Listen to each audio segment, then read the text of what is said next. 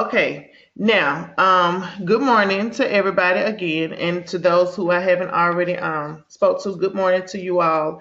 I apologize for the delay in having the meeting later. So apparently this morning there were scheduling conflicts with um, meetings being at 10 o'clock. So I was unaware that another instructor was having her meetings at 10 as well. So I told her that I will push mine back and allow her to go ahead and have her 10 o'clock meeting. So because I like to stay consistent, I don't like to be all over the place. We're going to just make it our business that for week 3 and the go-to meeting for week 4 on Monday, we're just going to go ahead and just set our meeting to 10:30. And I've already told that to her, so that way she can make preparations with her class to be done by that time, so that we can get on the call at 10:30. I'm hoping that it's going to work out in favor of everybody. Again, though, if you're ever unable to attend a go-to meeting, I'll always record them. Now, when I record those meetings, I will when I upload those meetings, what I'll try to do is upload it under the actual day for the go-to meeting. So basically, and I'm gonna share my screen so you can see what I'm talking about. And I'll see if everybody can. Okay, so can everybody see my screen? You should see a bunch of folders. Yes. Okay. So when I do the go-to meetings and upload them, I'm going to try to upload them over here where it says day 4 go-to meeting. That's where I'll try to upload it so that you'll be able to listen to it and review it. If for some unknown reason, when I upload it, it just seems like it doesn't want to do right, then I'll upload it like a YouTube video, like I do now for the for the PowerPoint notes. So either way, there will be a recording over there. The one thing about the recording through the go-to meeting is it will record everybody's questions and comments or anything like that that they have. When I do it the other way, it's just my voice, so you don't get that opportunity to hear the different questions or to see the screen and all that kind of stuff. So um, I'll do my best to try to upload it the best way that I know how. But at any time I do a shared screen and you missed the meeting and you didn't see it, you can try to schedule a one-on-one with me, and I'll pick a time when nobody has the go-to meeting scheduled in the app. And what you and I can do is schedule a time, and I can do a private one-on-one session with you so that you could see my screen and I can go over some things with you again. Does it make sense to everybody what I'm saying? Yes. Yes, Okay. ma'am. So just always know that I mean I'm not gonna I'm not gonna leave you out there to dry with the wind if for some unknown reason, and I'm gonna tell you when it's gonna come up next week when we start talking about the different numbering systems. That's when it's gonna be a little tough in the beginning because it's kind of hard to grasp the number systems because it's gonna be so many of them. But once you kind of get the hang of it, you'll be okay. But if you miss that meeting and miss my screen, you're going to have a little bit of a tough time because I'm not in front of you in front of the whiteboard. But what I can do is pull up a blank PowerPoint and I can write into the PowerPoint slides and still show you different things. And Kiana has been in a class with me, in a finance class, so she can very well tell you she knows what that's about. And it's very helpful when you're going to have to do anything dealing with numbers. And you will be doing things dealing with numbers. And it's just one of those things, it takes some concentration. But if you miss the meeting, I don't want you to be discouraged about it or disappointed. What I want you to do is listen to the audio and submit your journal.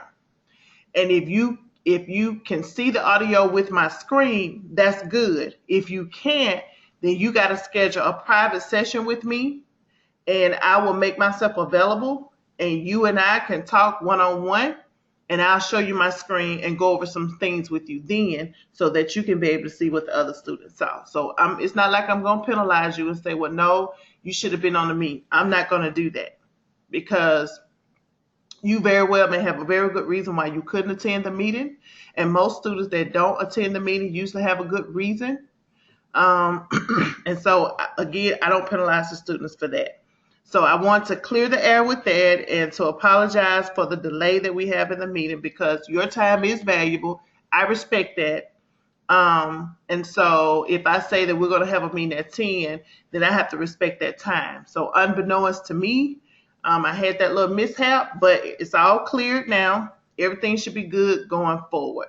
So let's just plan for 10:30. And again, if 10:30 doesn't work for you because it's an offset for your schedule, I truly understand, and we'll just figure it out moving forward. So I'm not going to be on here long. Give me like 10 minutes, and we will be off of this call at 11 o'clock. So I just kind of want to go over with you real quickly what you're going to be doing for this week. So first of all, I want to start with under week 2, you see a bunch of file folders. You should see a bunch of colorful tab folders. This is what offices, doctors' offices used to look like. And a lot of them probably still look like this somewhat. And what this is a bunch of medical records in some sort of a filing system. And you can tell it's in some sort of a filing system because if you notice how the JOHs and the JONs and the JORs and the JURs, and then you get into the KARs and the KEIs and KELs, you can tell how the different colorful tabs kind of change colors. That lets you know right off that that particular office uses some type of color coding system, and they could very well be using some kind of numbering system as well. But a lot of different offices that don't necessarily use these systems anymore is because they've gone totally electric, which means that all patient records and everything are housed in some form of an electronic format. So what we're going to talk about this week, or what you're going to be reading on this week, and what your notes are going to consist of this week, is the patient record, chapter 4. And when you get to talking about the patient record, you're going to talk about 3 different phases of that record.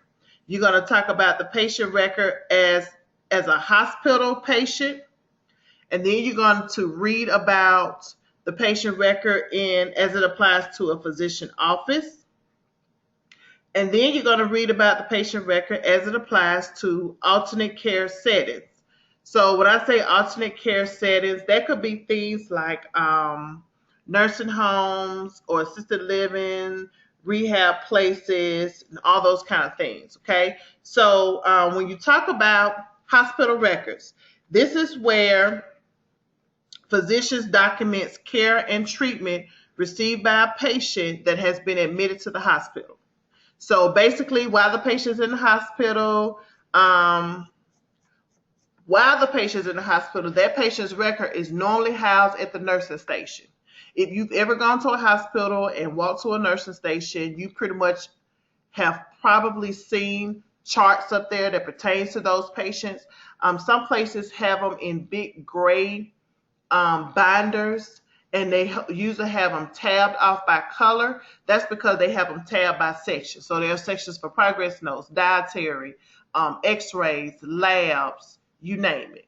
Okay, so when we talk about outpatient records or physician offices, this is where services are documented by patients who were admitted to the hospital overnight to either have like a lab test or x-ray done, or if they were coming from the emergency room, or while they were in the emergency room, or they went to outpatient surgery. That's what we mean when we say for a physician office patient record.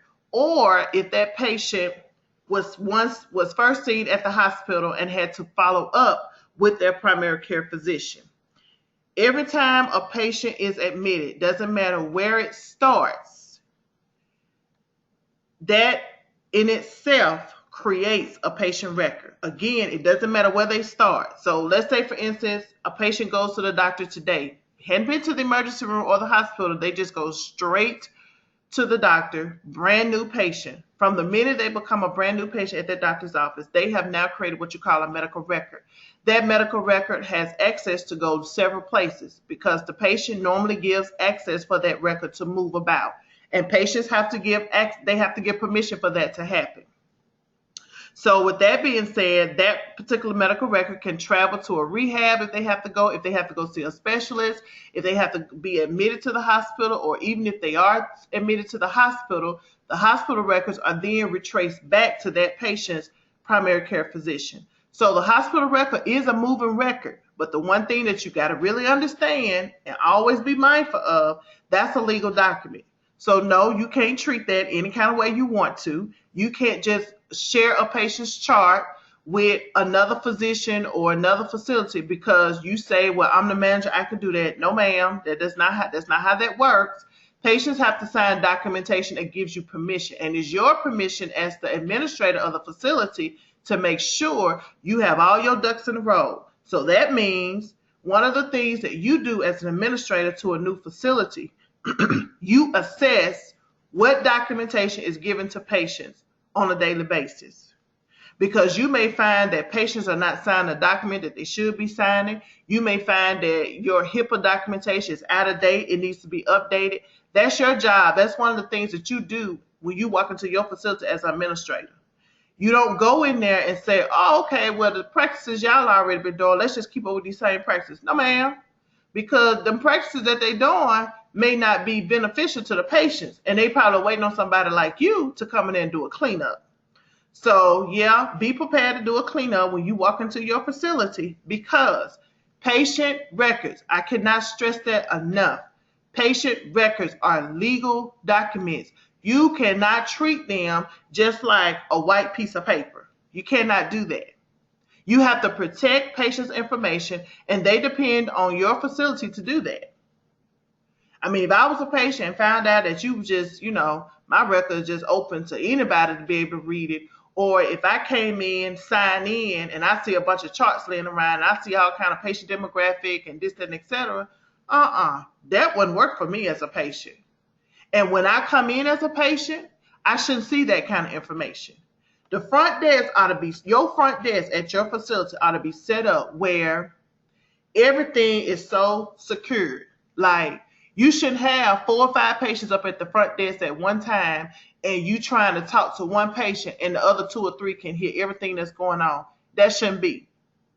If all else fails, move that patient down to another window where it's just a private conversation between you and that patient. You got to be so mindful of that. That's why you got to tell your front office staff, even though you may have windows up front, y'all can't be up here clowning and carrying on. Talking all kind of crazy talk about this, that, and no, you got to keep professional at all times because patients can hear what's going on. They can also see what's going on. So patients can see how you're treating patient records. You got to be so very careful with that. So when you're reading and you're going through chapter 4, it's going to talk about all of the different facets of the patient record and how it applies to all of the different settings that I just mentioned. Then in chapter 5, you get to talking about the electronic health record. And basically that just goes into how records are stored, like some of the software and hardware that's used to store records. And of course, you should remember from admin practices, when you did admin practices, you know how you spent your time in and outside of the records and stuff. When you were doing that, you were on what we call TPS, Total Practice Software, where you went in and what the software you used was Metasoft. So Metasoft gave you live, it gave you like that live ability or that live access to a patient record. They were fake patients, but it gave you an opportunity to get a feel of what it's like to be inside of a patient's record. And if you remember from admin practices, once you was inside that patient record, you had access to a lot. And that's the way it is when you're in the medical field. You have access to a lot. And as the administrator of the facility, you definitely will have access to a lot. As a matter of fact, you're going to have more access to a lot more than all of your workers in the office put together. And it should be like that because you're the manager. At any time you need to take care of an issue, you got to have the access. And then when you get into chapter 6, it gets into more in depth of the patient record, and it goes further in depth into inpatient, outpatient, physician offices. Now in chapter 6, that's where you learn how to assemble patient charts, whether it's an inpatient, an outpatient, or a patient in a physician office. So what I mean by that is this. Okay, so the very first thing you already know is patient records, or if you don't know, you're going to read about it in chapter 6. Patients have what you call addressograph labels. If you've ever been in a hospital, or if you've been admitted, or you know somebody's been admitted, when their charts come to the floor from the ER or surge or wherever it's coming from, and they're admitted to the floor, there are stacks of labels that come with it. Those labels are used to be placed on every sheet that has to do with that patient. It should be placed on every sheet to identify that patient. It should be on the front of that patient's chart. It should be on the side of that patient's chart. It should be when that patient gets their water jug or anything else that applies to them for their room, that patient's things should be labeled because that identifies that patient with that particular thing. So that's where we start first. That's what chapter 6 is going to start first, is talking about addressograph labels and how important those labels are. It's also going to go into detail to tell you what should be on that label because the facility identification should be there. That means that should include the name of the facility, mailing address, telephone number, and any other important information that needs to be on that label because it's going to be going on that report. One thing you also got to understand, or that you're going to read about in chapter 6, is paper charts or notes on patients have to be dated and timed. Dated and timed entries are very important. Why is that? Because if you got patients that's supposed to be getting medicines at a certain time every day, that should be noted. How does it apply with you in a physician's office? The days that you set for patients to come back for an appointment, that should be noted somewhere in that patient's medical record. Whether you by chart electronically or whether you by chart paper, it should be notated there. That should be somewhere in there. You should always have noted in a patient's record if they're allergic to anything, where they like for their prescriptions to go. All of those kind of things should be housed into a patient's record. So although you're going to read about what is entailed in inpatient, most of you will probably spend most of your time in an outpatient facility or physician office. Chapter 6 is going to go through that as well. So you won't be left out. You're going to know that also as to how you should assemble a chart, even if it's an outpatient or a physician office. Now, keep in mind, we're talking about this in reference to paper charts because, with the electronic chart, things are going to be set up a little differently. And how that's going to be set up, that depends on the facility that you're going to and the type of software that they're using. Okay? Y'all have any questions so far? No, ma'am. Okay. Ma'am. All right. So on this week and throughout the rest of the month, I already have all of the homework open. Okay, starting with chapter 4. So for chapters 4 through 10, book homework is open. There's one homework assignment called Apply Your Knowledge that you're going to do. It's going to be under day 15. And that one is not open yet. It'll open sometime this week. But all of your book homework, chapters 4 through 10, they are open. It's just a matter of you clicking on day 4, 5, 6, 7, 8, and you'll see the different homework assignments. Plus, I got everything on the scheduler. Okay, so when I say I have everything on the scheduler, and you go over here to Course Home, and you look over here to the side, you will see where I got a whole lot of stuff on the scheduler. So you'll go over here and see where I have homework 4, 5, and 6 for this week. And it's only going to show you so much stuff. Even though you just see for this week, you can still go over here under week 3, click on day 8, and when you do that, you should be able to see homework chapter 7 and be able to click on it, and you see where the due date is, and you'll see the actual assignment. Okay, does that make sense to everybody? Yes, ma'am. Yes, ma'am. All right, so for today, day 4, you have a quiz 2 to complete, and it needs to be done by 11:59 p.m. tonight. There's no makeup for this, so make sure you get it done. The only other thing that you have to do today is make sure that you post for your initial post. If you miss your initial post, that's okay. You can still do it tomorrow. You're just going to lose 3 points because it was late. So if you miss it, don't say, oh, well, I'm just not going to do the thread discussion. Don't do that, because missing 3 points is a lot better than missing a whole lot of points. So if you miss it today, that's okay. Catch it up tomorrow. Your journal is due. I got it due by tomorrow. If you turn it in today, that's cool. That's fine. And then it'll mention down here about your chapter 4 homework. So for your quiz, for your threaded discussion. Well, I will tell you for your quiz. For your quiz, it's covering materials from chapters 2 through 3.